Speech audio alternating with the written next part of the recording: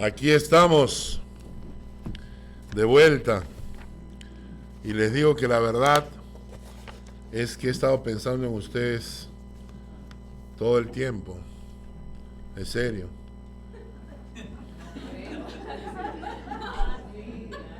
¿Por qué se ríe? Yo estaba sentado ahí cuando venía ese plato de ceviche con su choclo, con su camote, su cebollita encima, un plato de ceviche mixto. Yo pensaba en ustedes y decía, ellos no pueden comer esto. Yo aquí, ¿no? El dolor aumentaba cuando llegó el pulpo al olivo con sus galletitas, con la parihuela, ¿no? Y yo decía, pobre, mis hermanos no pueden comer esto. Y yo por eso pensaba en ustedes, ¿no? La estocada final. La estocada final, cuando llegaba ese póster, ese suspiro a la limeña, ese pay de limón, esa torta de chocolate que se derramaba así, el dulce. Entonces yo decía, pobre mis hermanos allá. Entonces he estado pensando en ustedes. Le doy gracias a Dios por este tiempo, ha sido un tiempo de muchísima bendición. Para nosotros Dios es bueno y Dios realmente no nos deja. Vi la mano de Dios desde el momento en que iba a partir, porque mi esposa viajó 2 días antes que yo para llevar a mi suegra de regreso a Argentina, y entonces ella viajó el 22. Entonces el 23 yo ahí solo, en mi soledad, en el departamento, sin nadie que me acompañara, ¿no? Entonces, yo le decía al Señor, para mí ustedes, obviamente se nota que yo he desarrollado en los últimos tiempos un poquito de musculatura, y yo decía, tengo que viajar en el avión, y ustedes saben que el avión, yo nací en el planeta equivocado, ¿no? Los asientos los han hecho para una cosa de este tamaño, ¿no? Y el mío es un poquito más grande. Entonces cuando yo me siento, tengo que levantar el brazo del costado y naturalmente invado un pedazo del asiento de lado.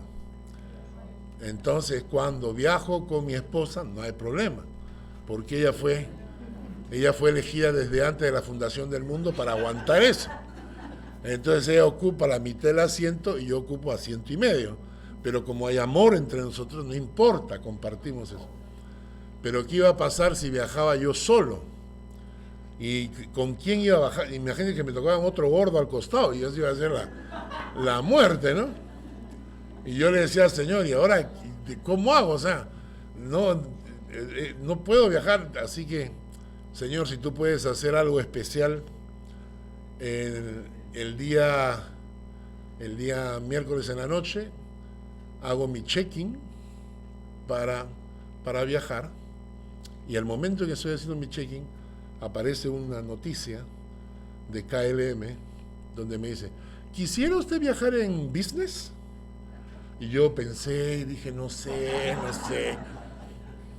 y me pasaron a business, y viajé en business, y fue súper cómodo, ¿no? Porque ya es un asiento mucho más grande, puedes echarte a dormir, así. Todo es bonito con excepción de la comida. Porque como es business, esta gente cree que todo el mundo come gourmet. Y entonces me trajeron un platito con 3 cositas de este tamaño. Cuando le pregunté a la chica me explicó que el salmón venía de Finlandia y el otro que el queso lo habían traído desde Japón y no sé qué cosa. Y yo le decía, multiplícalo por 4, pues para no. Pero bueno, fue la mano de Dios cuidando de nosotros, porque Dios es bueno siempre, ¿no es cierto? Abran su Biblia en el Salmo 73. El día de hoy empezamos el tercer libro de los 5 libros que corresponden al libro de los Salmos. Agarren un lapicero y vamos a marcar para que ustedes sepan en el futuro. Tomen un lapicero y marquen. Vamos al Salmo número 1 y al costado del Salmo número 1 pongan ahí libro 1. Salmo 1, al costadito pongan libro 1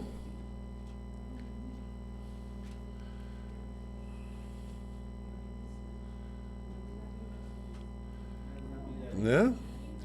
El libro 1, junto al Salmo 1. En el Salmo 42, pongan al costadito libro 2.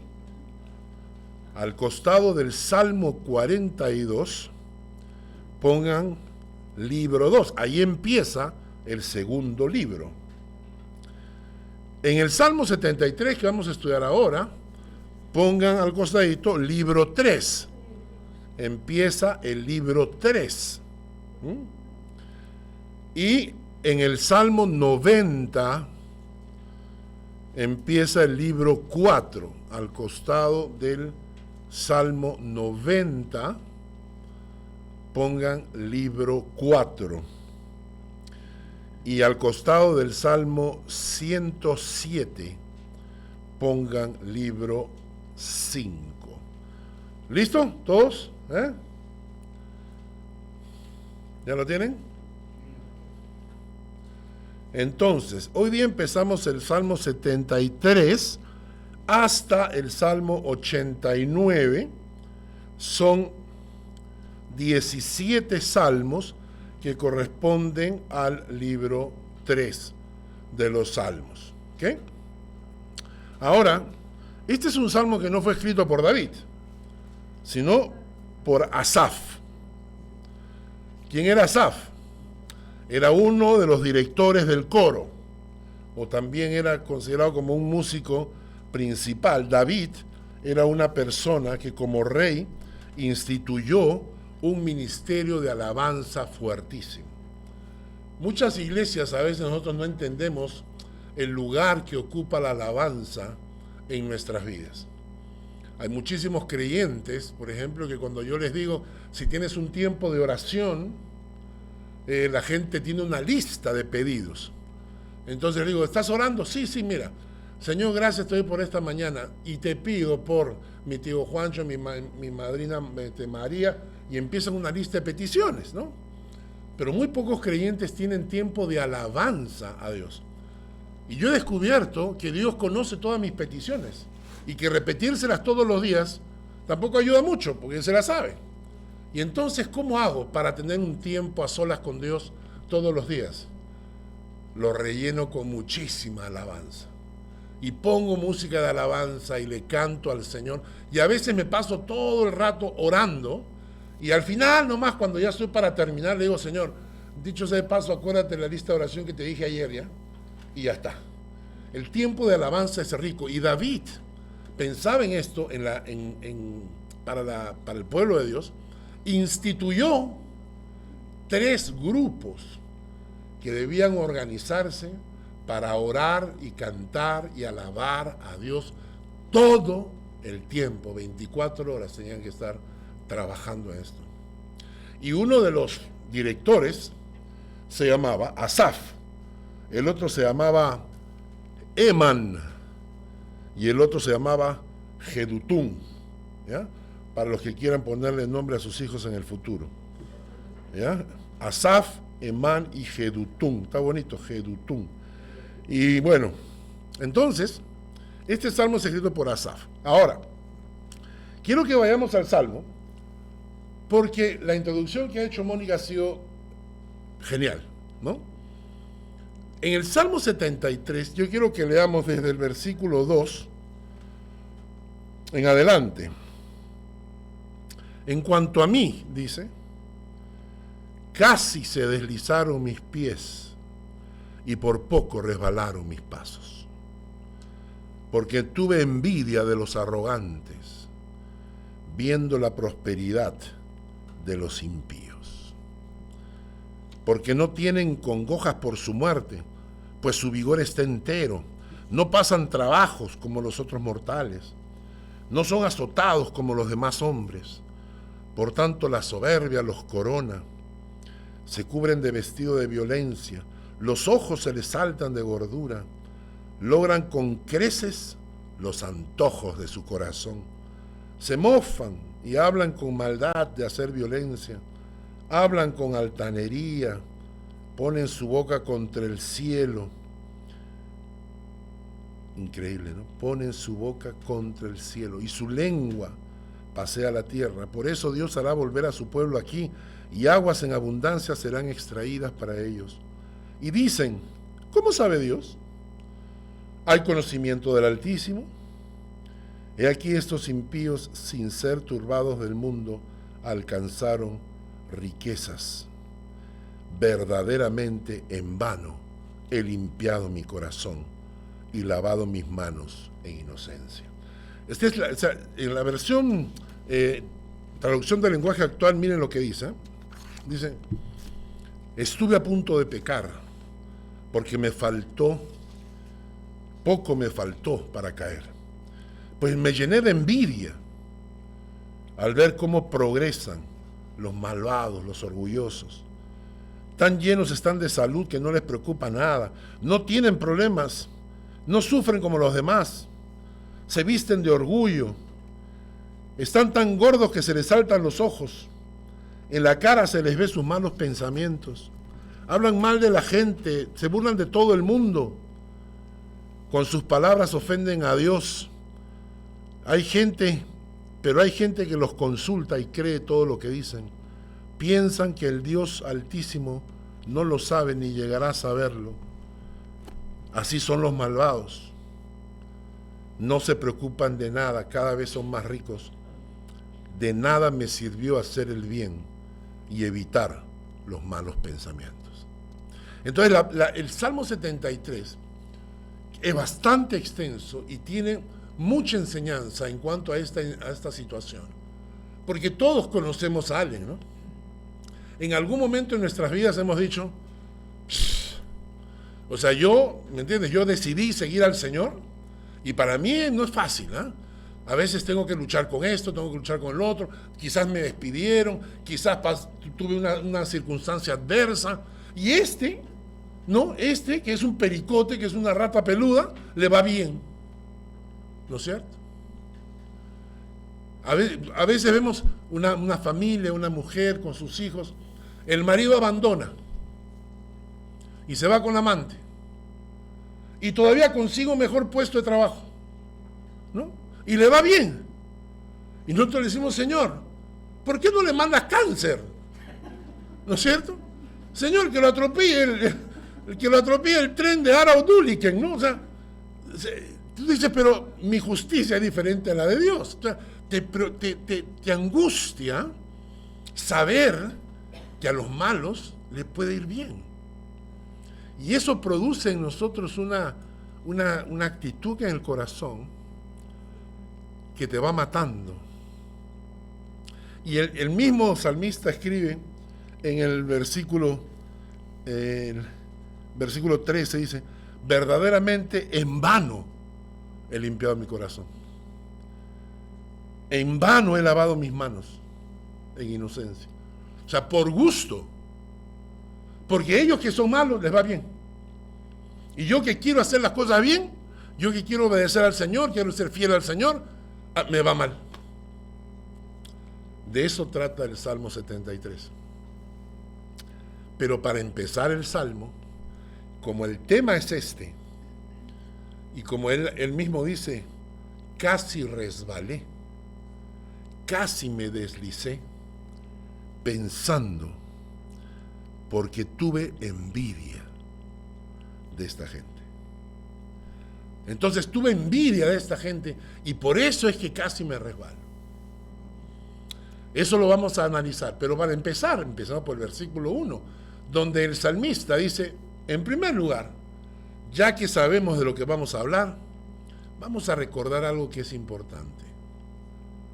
Dios es bueno. Dios no es injusto. Dios es bueno. El versículo 1, vamos al versículo 1.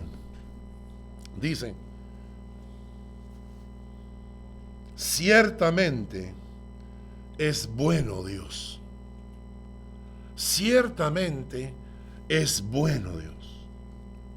En el Salmo 86, el versículo 5 dice, tú, Señor, eres bueno y perdonador y grande en misericordia. Grande en misericordia. El Salmo 100, versículo 5. Jehová es bueno, para siempre es su misericordia. Y como Dios es bueno, la Biblia menciona una serie de versículos que habla de su bondad hacia su pueblo. Dice, por ejemplo, te abrirá Jehová su buen tesoro, el cielo, y enviará lluvia a tu tierra en su tiempo, para bendecir toda obra de tus manos. En Josué dice, nunca faltó palabra de todas las buenas promesas que Dios tiene para su pueblo. Y el Dios que tenemos en la Biblia es un Dios bueno. Todos podemos recordar cosas que Dios ha hecho en nuestras vidas y que a veces es bueno recordar. ¿Por qué? ¿Por qué el salmista empieza diciendo Dios es bueno? Porque cuando nos encontramos en una situación adversa, la naturaleza humana es tan ingrata con Dios que empezamos a dudar de la bondad de Dios. ¿Cierto? Cuando comienzan a venir los problemas, en algún momento, circunstancias difíciles, entonces tú, pero Señor, ¿pero por qué? Pero Señor, ¿por qué no me ayudas? ¿Por qué no obras de una manera? Y Dios no contesta y el silencio te angustia. El silencio de Dios te agobia, ¿no? Y en cierto momento volteas a tu esposa y le dices, Dios nos ha abandonado. Y la esposa voltea y te dice, ¿ah, sí? ¿En serio? ¿Te acuerdas cuando Dios nos sacó de esa situación en la que no pudimos, ¿no?, pasar y que fue Dios que hizo un milagro? ¿Te acuerdas cuando Dios cuidó de nosotros? ¿Te acuerdas? Y comenzamos a recordar las bondades de Dios, porque el hombre es ingrato y las circunstancias adversas causan una amnesia en nuestro corazón y tenemos que recordar en esos momentos, detenernos en esos momentos y escribir, Dios es bueno porque, es más, cómprense una libreta, apunten, escriban. Yo les he mencionado en el pasado lo que me enseñó mi nuera, ¿no?, la esposa de Hans. Ella me decía que hay una botella, que es una botella de esas que tienen ese gancho que, ¿no? Y entonces ella tiene esa botella y cuando Dios hace una bendición, ella escribe en un papel, Dios me bendijo de esta manera, y lo enrolla y lo mete en la botella y cierra la tapa. Y ya. Y que cuando le venían tiempos de angustia, esos tiempos de depresión, esos tiempos donde tenía miedos y temores, iba a la botella y abría y comenzaba, oh, mira, ¿te acuerdas? Fíjate, mira lo que Dios hizo, fíjate, ¿no? Y entonces tu fe comienza a reverdecer, sabiendo que todas las cosas buenas que Dios ha hecho contigo, que en este momento no hace, porque tendrá algún propósito que desconocemos. Entonces, recordar que Dios es bueno. Compren una libreta, hagan esa botellita, metan ahí sus historias. Y algún día cuando les inviten a dar un estudio, una prédica o dirigir un culto, pueden sacar de la botella y recordar las bendiciones de Dios. Estábamos en Lima, esa fue una de las cosas que a mí más me ha tocado durante este viaje, ¿no? O sea, que realmente me ha impactado, aparte de la comida, fue que nos invitaban amigos, ¿no? Y fuimos a un supermercado, habíamos llegado y Lucy quería ir caminando a un supermercado que queda como, no sé, o sea, kilómetros, ¿eh? Entonces eran como 4 cuadras, ¿no? Y entonces nos fuimos caminando y cuando entramos al supermercado estábamos comprando y se me acerca un señor y me dice, disculpe, ¿usted es Carlos Harmeyer? Y yo ni sabía quién era. Le digo, sí. Yo conocí al Señor en el grupo de Young Life en el año 1984, cuando había el grupo en esta zona de Virú y estaba... ¡Wow! Y yo lo recuerdo, ¿no? Y no sé, usted está igualito, eso es cierto. usted está igualito, ¿no? Y entonces dije, wow, me dio su nombre, ¿no? Yo decía, Luz, imagínate, ¿cuáles son las probabilidades de que después de 30 años, 40 años, uno entre en un supermercado y una persona te reconozca, ¿no? Entonces, Mónica nos había dado un paquetito para enviarle a su mamá, ¿no? Una cosa pequeña, así. Y entonces fuimos a enviarlo a la tienda, lo enviamos, y cuando salimos en la puerta, se nos acerca una chica y nos dice, disculpa, ¿ustedes son Carlos y Lucy? Y yo, sí. Bueno, yo conocí al Señor ahí en Chorrillos, en el grupo de Chorrillos con ustedes. Yo estuve en la boda de ustedes, dijo. Y yo me saqué el buquete ese, ¿no? Yo le dije, ¿te casaste? No, me dijo. O sea que eso no funciona, ese buquete no funciona. Y le digo, wow. Y nos mencionó gente, nombres, ¿no? Y yo cuando llegaba a la casa decía, wow, cómo hay, o sea, todas esas personas de alguna otra forma fueron tocadas por Dios. Y a veces tú ni sabes, ¿no? Pero eso te llena el corazón. Y entonces dices, Dios ha sido bueno todo este tiempo. Dios ha sido bueno. Gente que si tú me preguntas, si viene a la iglesia y lo sientas, yo lo saludo como nuevo, ¿no? Bienvenido, ¿no? Porque ni idea de quiénes eran, ¿no? Y en este caso fuimos a varias comidas y varias reuniones y todo el mundo mencionando cosas así que de una manera Dios tocó su corazón. Y yo le decía al Señor una noche que estaba despierto, le decía, Señor, tú has sido bueno todo este tiempo. Tú has sido bueno. Y esas cosas no podemos olvidarlas. Pero el Salmo, si me quedo en el versículo 1 se van a burlar de mí, entonces vamos a avanzar. En el Salmo, el versículo 1 dice, Dios es bueno, pero dice, Dios es bueno ¿con quién? Con Israel. Y exacto. El texto nos menciona dos grupos de personas. El primero dice que Dios es bueno con Israel. Ahora, ¿se refiere esto exclusivamente al pueblo judío o al pueblo hebreo? No. Cuando ese texto dice que Dios es bueno con Israel, está hablando del pueblo de Dios. Pero bíblicamente, nosotros somos actualmente el Israel espiritual. El pueblo de Dios, el pueblo, digamos, cultural, ¿no? Como raza, es el pueblo judío, eso es indudable. Pero a la luz del Nuevo Testamento, ya no es el tiempo de los judíos, es el tiempo de la iglesia. Y según la Biblia, la iglesia es el Israel espiritual, que hemos sido injertados, ¿no? en esa raíz del pueblo de Dios. Por eso es que Pablo en un momento va a decir, para Dios ahora ya ni judío, ni griego, ni nada.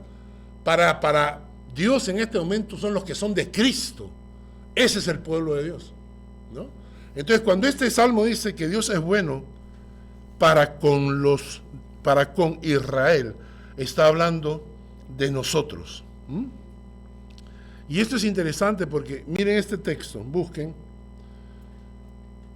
en Gálatas capítulo 3. Gálatas capítulo 3.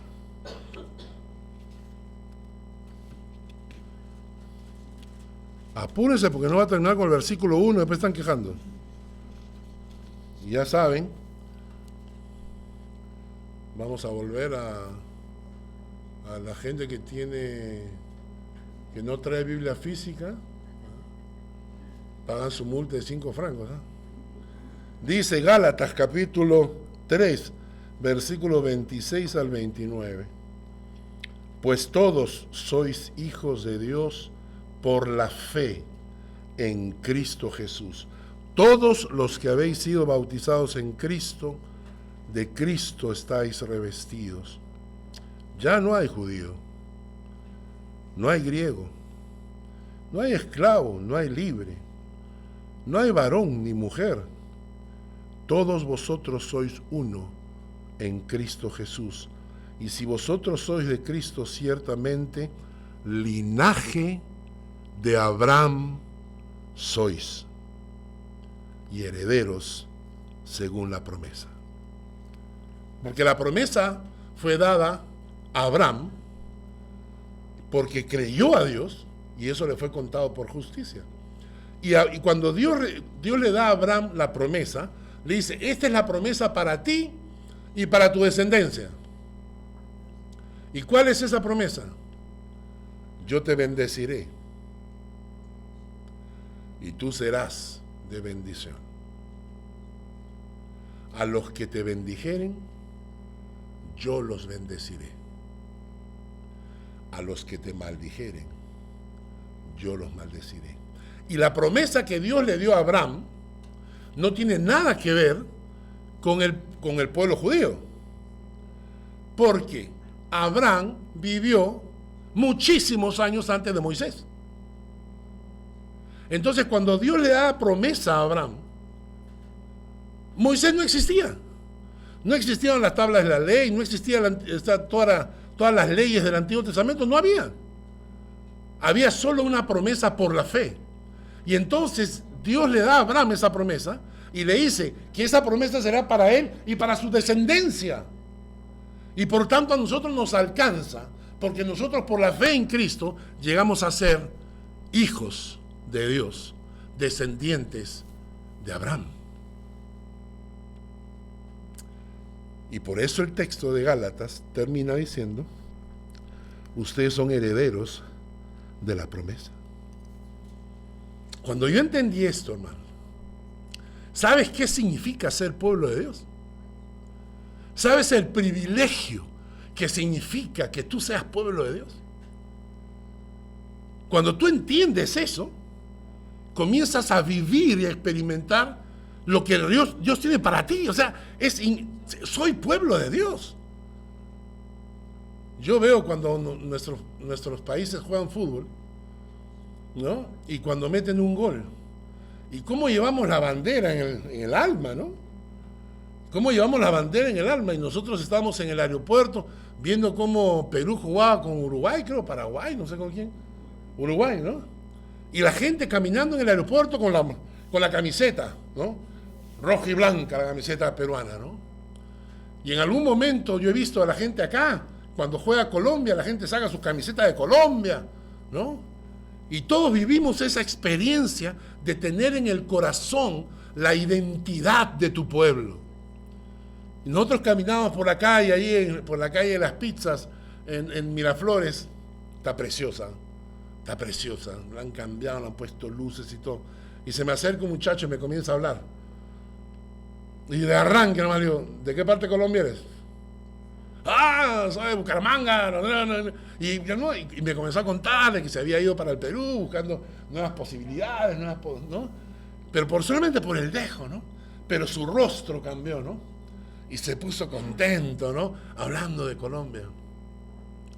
Voy a otro lado, ¿no? Y una chica me atiende, ¿no? Entonces la miro y le digo: ¿de qué parte de Venezuela eres? Ah, yo soy de Atrapar. Y lo llevas en el corazón. O sea, tu corazón está marcado con la identidad de tu país, ¿verdad?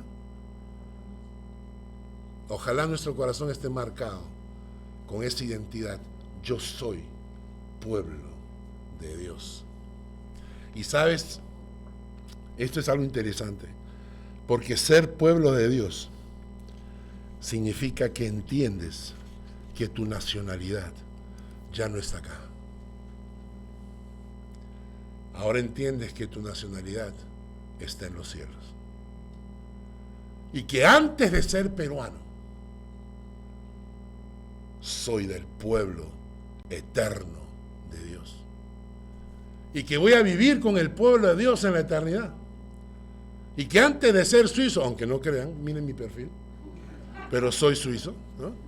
Antes de ser suizo, soy hijo del Altísimo.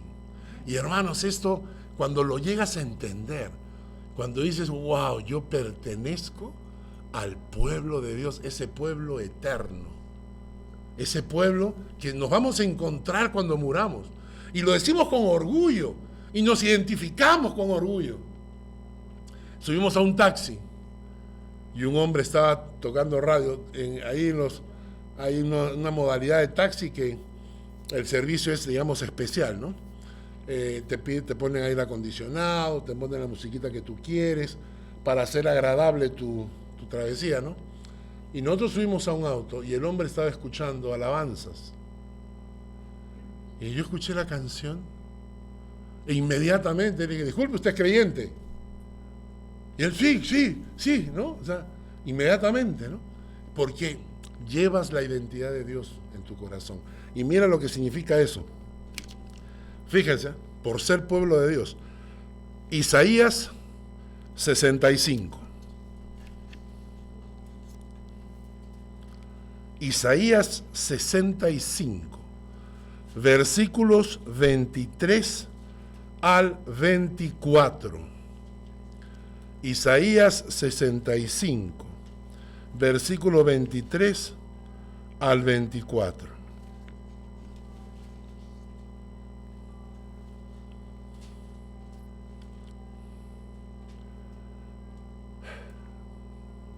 No trabajarán en vano, ni darán a luz para maldición, porque son linaje de los benditos de Jehová, y sus descendientes con ellos. Y antes que clamen, responderé yo. Mientras aún hablan, yo habré oído. El pueblo de Dios. No trabajarán en vano, ni darán a luz para maldición. Porque tú, si eres pueblo de Dios, tú eres linaje de los benditos de Jehová. Lo tengo yo en mi computadora. Linaje de los benditos de Jehová. Pertenezco al linaje de los benditos de Jehová. No necesito ser linaje real de el rey no sé cuánto y la duquesa de Alba y no sé cuánto, ¿no? Yo soy linaje de los benditos de Jehová. Y mira lo que dice allá. Y sus descendientes con ellos. Tus hijos son bendecidos. Y antes que clamen, responderé yo. Mientras aún hablan, yo habré oído. Jehová dará poder a su pueblo. Jehová no abandonará a su pueblo. Estamos con eco.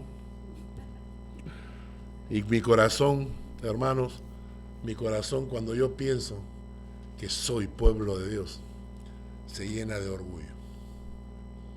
Y camino ahí con el pecho inflado. Soy linaje de los benditos de Jehová. Así que cuidadito nomás. ¿No es cierto? ¿Y cómo sé yo quién es pueblo de Dios? Porque también hay un montón de gente que es religiosa, ¿no? Que van a la iglesia y pues, se creen hijos de Dios y no lo son. Y el pasaje que nos aclara esto está en 1 de Pedro, capítulo 2, versículos 9 al 10. 1 de Pedro, capítulo 2,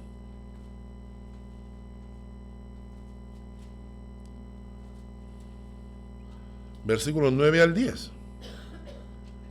Mas vosotros sois linaje escogido, linaje de los benditos de Jehová, linaje escogido, real sacerdocio, nación santa y pueblo adquirido por Dios, para que anunciéis las virtudes de aquel que os llamó de las tinieblas a su luz admirable. Vosotros, que en otro tiempo no erais pueblo, pero ahora sois pueblo de Dios, que en otro tiempo no habíais alcanzado misericordia, pero ahora habéis alcanzado misericordia. Nosotros somos linaje escogido, real sacerdocio, nación santa, pueblo, ¿qué cosa? Adquirido por Dios. Esa palabra adquirido significa comprado. ¿Qué quiere decir esto? El pueblo de Dios fue comprado porque éramos esclavos de dos cosas. Éramos esclavos del pecado que controlaba nuestras vidas. El pecado dominaba nuestras vidas. Y éramos esclavos del diablo. ¿Por qué? Porque por haber pecado caemos en esclavitud ante el diablo. Y para liberarnos, Él tuvo que pagar un precio. Jesús tuvo que venir a pagar un precio, pero ese precio no era pagar por pagar, era pagar para comprar.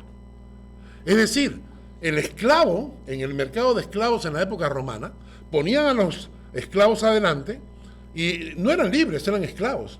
Y venía un hombre y decía, yo quiero a este esclavo, a este esclavo y a este esclavo. Y negociaban el precio. Y decían, ok, me vas a pagar tanto y tanto, tanto por cada esclavo. Entonces cuando el hombre pagaba, estaba comprando tu libertad. Eso en la Biblia se llama redención. Pagar el precio del rescate. La palabra redención significa exactamente eso. Pagar el precio del rescate. Por eso dice pueblo adquirido, comprado por Dios. Fuimos comprados por Cristo a precio de sangre para liberarnos de la esclavitud en la que estábamos. Y que significa que si Cristo pagó el precio de tu rescate, entonces Cristo es tu redentor. Cuando decimos eso, estamos diciendo que Él, y ponga muchísimo cuidado acá, porque eso te define a ti como pueblo de Dios, que Él es tu dueño. Tú no eres dueño tuyo. Si tú has sido comprado, si tú dices, yo soy pueblo de Dios, está diciendo que aceptas que has sido comprado del mercado de esclavos y que ahora tienes un nuevo propietario, un nuevo señor al cual tienes que servir. Claro que hay gente que va a decir, no, yo soy libre, yo hago lo que me da la gana, yo no tengo dueño, a mí no me manda nadie. Claro que puedes decirlo, estás en plena libertad. Como no tienes redentor, tampoco tienes salvador. Porque o tienes redentor y tienes salvador, o no tienes redentor y tampoco tienes salvador. Entonces, ¿cómo defino yo al pueblo de Dios? Cuando el pueblo de Dios dice, yo tengo dueño. Y cuando entiendes eso en tu cabecita, no solamente recibes todas las bendiciones del pueblo de Dios, pero también entiendes y dices, estoy acá, Señor, para servirte. Porque esa es la función del esclavo. Y por eso, hermanos, la teología moderna, contemporánea, que quiere exaltar al hombre, haciéndote creer que nosotros estamos por encima de todo y que Dios se sujeta a nosotros, ¿no? Eso, hermano, es apostasía. Yo decreto, yo exijo, yo reclamo. No aceptaremos un no por respuesta, porque nosotros estamos acá. ¿Sabe cuál es la actitud del pueblo de Dios? Agacha la cabeza y le dice, Señor, tú pagaste con tu sangre por mí, yo te pertenezco. Y Jesús te dice, bien, siervo fiel, pasa conmigo a la eternidad, porque soy tu redentor, seré tu salvador. ¿Es Dios tu redentor? Puedes decir, soy pueblo de Dios. Soy pueblo de Dios. Me encanta esa canción, ¿no? Somos el pueblo de Dios. Somos el pueblo de Dios. Tenemos un dueño que también es nuestro Salvador, que también cuida de nosotros, que nos bendice. Somos linaje de los benditos de Jehová. Interesante que el salmista dice esto antes de empezar a hablar acerca de lo que prosperan. La segunda cosa que dice es que no solamente Dios es bueno para con Israel, sino para ¿quiénes? Para los de limpio corazón. Ahora, quiero que busquen el Salmo 24. Salmo 24, versículos 3 y 4.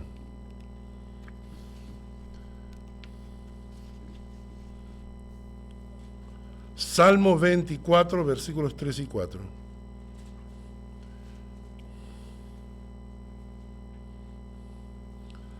¿Lo tienen? ¿Quién subirá al monte Jehová? ¿Quién estará en su lugar santo? El limpio de manos y puro de corazón, el que no ha elevado su alma a cosas vanas, ni jurado con engaño. Mateo 5:8.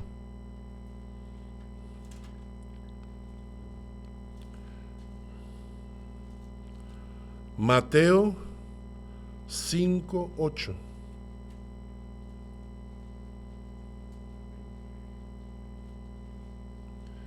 Bienaventurados los de limpio corazón, porque ellos verán a Dios.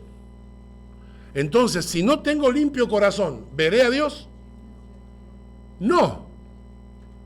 Entonces, tener un limpio corazón es un requisito para poder ver a Dios. Ahora, yo he conocido, desde que estamos en el colegio, todos conocemos en la clase cuando somos chicos, pequeños, reconocemos, por ejemplo, amigos que tienen buen corazón, desde chiquitos. Hay niños que tienen buen corazón y hay niños que no lo tienen. Y no me refiero a que sean malcriados, ¿no? Porque malcriados hemos sido todos, algunos en más medida que otros, pero malcriados hemos sido todos. Hemos tenido alguna malcrianza, hemos hecho una jugada, ¿no es cierto? Hemos roto alguna luna, ¿no? Nos han llamado la atención. O sea, malcriadez hemos hecho todos, pero mal corazón. Hay personas que nacen y desde pequeños tienen un mal corazón. Y hay otros que no. Hay otros niños que tienen un buen corazón, ¿no? Pero a medida que va pasando la vida, uno comienza a preguntarse, ¿de dónde viene esto del mal corazón? Descubrimos que todos tenemos algo malo en el corazón, que todos tenemos un corazón que no es limpio. Y cuando la Biblia te dice que solamente los de limpio corazón verán a Dios, y tú dices, yo quiero tener un limpio corazón, es como decir, ten hambre. ¿Cómo haces? Si yo te digo, ten hambre, en ese momento yo tengo hambre. Si a mí me dicen, ten hambre, yo obedezco, ten hambre. No podemos, ¿no? Si te dicen, ten frío, no puedo. Ten calor, tampoco. Son cosas que uno no las puede producir. Tú no puedes producir, ten limpio corazón. Yo quiero ser de limpio corazón. A partir de ahora, todos mis pensamientos van a ser buenos. Porque no es así. Porque inmediatamente tu corazón brota quizás una envidia, quizás una codicia, quizás un malo pensamiento. Entonces, ¿cómo podemos tener un limpio corazón si no podemos producirlo nosotros mismos? Y la única respuesta es que Jesús lave tu corazón con su sangre. Y por eso, David cuando escribe, dice en el Salmo 51, versículo 10, crea en mí, oh Dios, un corazón limpio y renueva un espíritu recto dentro de mí. Interesante. Crea en mí, oh Dios, un corazón limpio. Hermanos, necesitamos ser conscientes cada día, ir delante de Dios y decir, Señor, soy pueblo tuyo, pero falta todavía trabajo en mi corazón. A veces estos malos pensamientos que brotan, Señor, no los quiero, y rechazas esos pensamientos. Y le dice, Señor, crea en mí un corazón limpio, porque solo la obra de Cristo puede limpiar nuestro corazón. Por eso, como solo la obra de Cristo puede limpiar mi corazón, Son estos los que verán a Dios, los que han sido limpios por la sangre de Cristo. Vamos al versículo 2. ¿A qué hora empecé la prédica? ¿Ya me marcó? ¿A qué hora subimos? A las 11:40. Si no estaba, ¿cómo sabes? Porque venía escuchando la. Ya, bueno. Versículo 2. Y ahí nos vamos a quedar el día de hoy. En cuanto a mí, dice, casi se deslizaron mis pies. Por poco resbalaron mis pasos. Porque tuve envidia de los arrogantes, viendo la prosperidad de los impíos. Me encanta cómo la Biblia usa expresiones tan ilustrativas, especialmente para nosotros, ahora que vivimos acá en Suiza, en época de nieve, entendemos lo que está diciendo el autor, ¿no? Por poco se deslizaron mis pies. ¿Alguna vez te ha pasado? Eso que estás entrando y no te percataste del hielo y pones el pie en el hielo y dice, cuando pusiste el pie en el hielo, ya fue tarde. Y ya empiezas a buscar el equilibrio y en un momento, Señor, ayúdame, y comienzas a desbalancearte y dices, ahorita me caigo, no tienes de dónde agarrarte. Y eso es lo que está diciendo la Biblia. Por poco me deslicé, porque ¿saben qué? Hay pecados en los cuales uno cae. Hay pecados en los cuales uno se desliza. Pecados en los cuales uno cae. Ira, ¿no?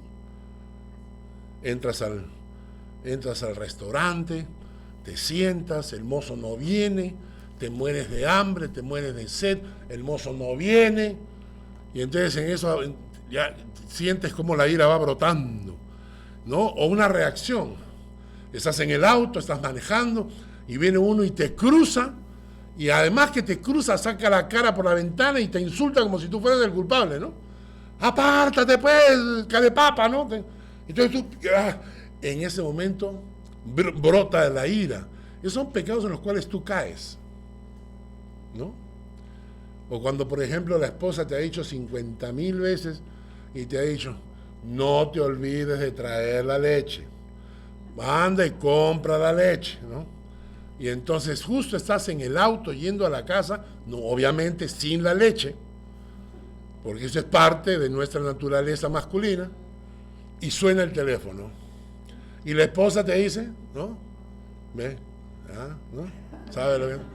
Y la esposa le dice, Fernando, ¿compraste la leche? ¿Y uno qué? ¿Cae en pecado inmediatamente? Sí, aquí la tengo. Y inmediatamente dice, ¿dónde está el Migros más cercano?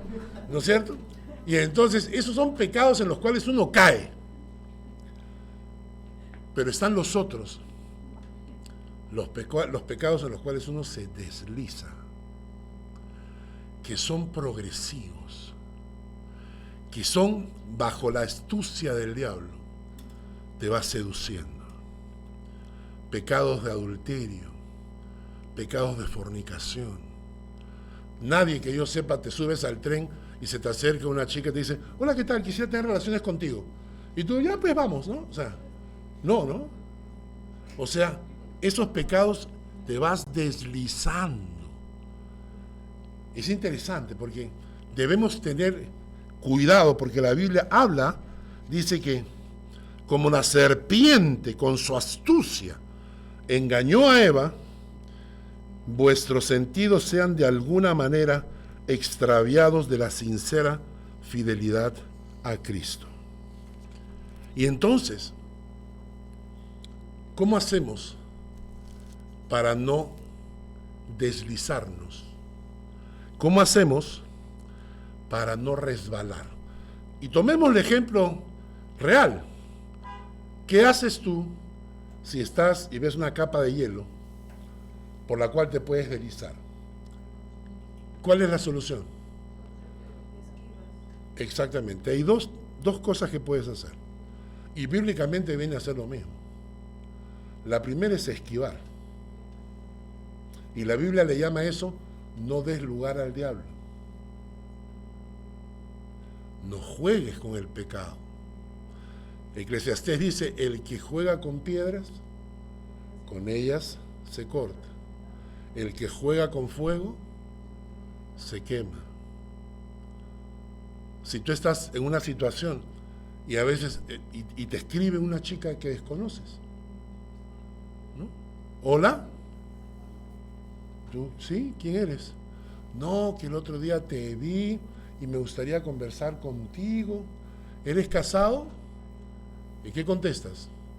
No sé. En el momento que contestas no sé, ya estás abriendo la puertita para el diablo. La primera manera de evitar deslizarnos es evitando. Y la segunda es lo que dijo Tania. Agárrate de algo. Porque cuando tú te metes al hielo, pero tienes una baranda y te agarras de la baranda, no importa cómo se deslicen tus pies, estás bien agarrado. La manera de no deslizarnos en cuanto a la fe es estar agarrados del Señor. ¿Ves? Más simple no hay. Es estar agarrados del Señor. ¿Y cómo se logra esto? Punto uno, lo más básico, lo más elemental. Jamás dejen de tener su tiempo a solas con Dios. Hablaba con un amigo y me notaba pues que él estaba luchando contra su carne. Luchando. Y entonces yo le decía, ¿es tan difícil? Ay, es una lucha, es una batalla. Y entonces yo le dije, ¿cómo está tu tiempo a solas con Dios? Uy, no me preguntes porque eso está, ¿no? Y yo le dije, ahí está tu problema, le dije. Tu problema es que no estás agarrado del Señor. Porque si estuvieras agarrado del Señor, no sería ninguna lucha. Es una lucha porque no estás agarrándote del Señor. La carne se vuelve fuerte cuando dejas de alimentar el espíritu. El perro blanco, el perro negro, ¿a quién alimentas? Si tú estás alimentando la carne, se vuelve más fuerte tu fe. Entonces está en una lucha contra la carne. ¿Pero cómo? ¿Cómo que una lucha contra la carne? ¿No es que Cristo te redimió del pecado? ¿No es que Cristo te compró a precio de sangre? ¿Eres libre o no eres libre del pecado? ¿Por qué me hablas como si el pecado tuviera control sobre ti? ¿Por qué hablas como si todavía fueras esclavo del pecado? ¿Es que Cristo está en tu corazón o no? Sí. Entonces, si Cristo te compró, eres libre del pecado. ¿Y por qué te sientes débil ante el pecado? Porque no estás agarrándote del Señor. Punto 1. Hay que agarrarse del Señor a solas con Dios. Busca tu tiempo a solas, no lo pierdas. Y nadie de nosotros debe estar tan ocupado como para no tener tiempo para Dios. En segundo lugar, la palabra. Y por eso, un texto que no les he leído, que lo tengo acá apuntado, menciona en Éxodo que cuando Dios le habló al pueblo, le dijo, ustedes son mi pueblo, pero entre nosotros habrá una señal. La señal del pueblo de Dios es que guardaréis el día del Señor. ¿Saben eso? Es una señal.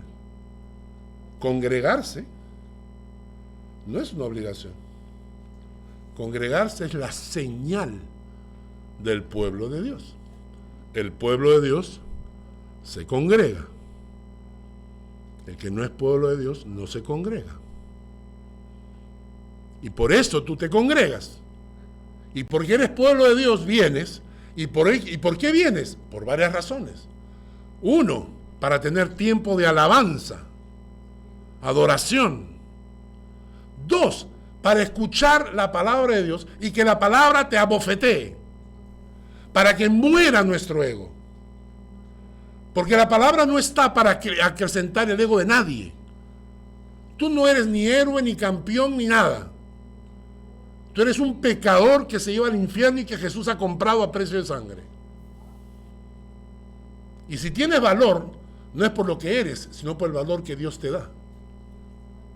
¿Saben? Yo tengo acá un medio corazón. ¿Lo ven? ¿No lo ven? Necesita lentes. ¿Lo ven? Acá está, mi manito. Este medio corazón, Lucy tiene la otra mitad. No lo tiene. No lo tiene, lo has dejado en la casa. Impía, pagana. Entonces, ella tiene la mitad de este corazón. Y lo tenemos desde que fuimos enamorados. En el año 1979. ¿Ah? El 15 de abril de 1979. Y entonces ella tiene la mitad, ¿no? Este corazón, ¿no? Si ustedes lo pesan, porque es de plata, no teníamos plata como para comprar de oro, entonces compramos de plata, ¿no?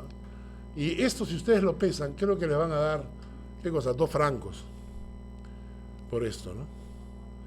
Para ustedes no tiene valor. Para mí tiene valor. Para mí tiene valor. Porque ese día empezamos nuestra relación. Lo mismo es con Dios. Nosotros no somos nada. Dice la Biblia que somos polvo. Para Dios somos linaje escogido, nación santa. Para Él. No por lo que yo soy, por el amor que Él me tiene. ¿Entiendes? Y entonces, cuando hablamos, hermanos, acerca de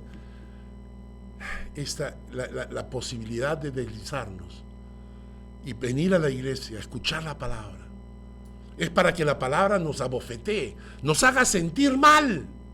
No es para que salga de aquí contento. Oye, la predica, qué buena. Me encantó la predica. ¿Sabes qué? Estoy tan emocionado. No es eso. La predica es para que llegues a tu casa y le digas al Señor: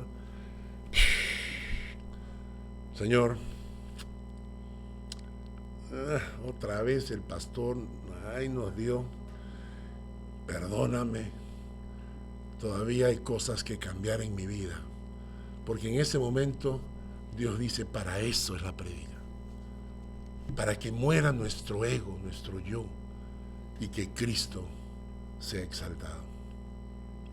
Y entonces, agarrados del Señor, a solas con el Señor, congregándonos, escuchando la palabra, es que nos agarramos de Dios. Y cuando entramos en hielo, no nos deslizamos y no resbalamos. El salmo interesante, el Salmo 73, nos explica que Asaf dice en el versículo 2: en cuanto a mí, casi se deslizaron mis pies y por poco resbalaron mis pasos. Y nos dice por qué: porque tuve envidia de los arrogantes, viendo la prosperidad de los impíos. Ese fue el pecado que casi lo hace resbalar a Asaf. Y todo esto lo veremos la próxima semana. Vamos a orar. Gracias, Dios, por esta mañana y por esta palabra. Bendecimos tu nombre y pedimos que tu palabra haya tocado nuestro corazón para humillarnos, para fortalecernos, para consolarnos, para edificarnos, para llevarnos a la estatura de la medida del Hijo de Dios. En el nombre de Jesús. Amén.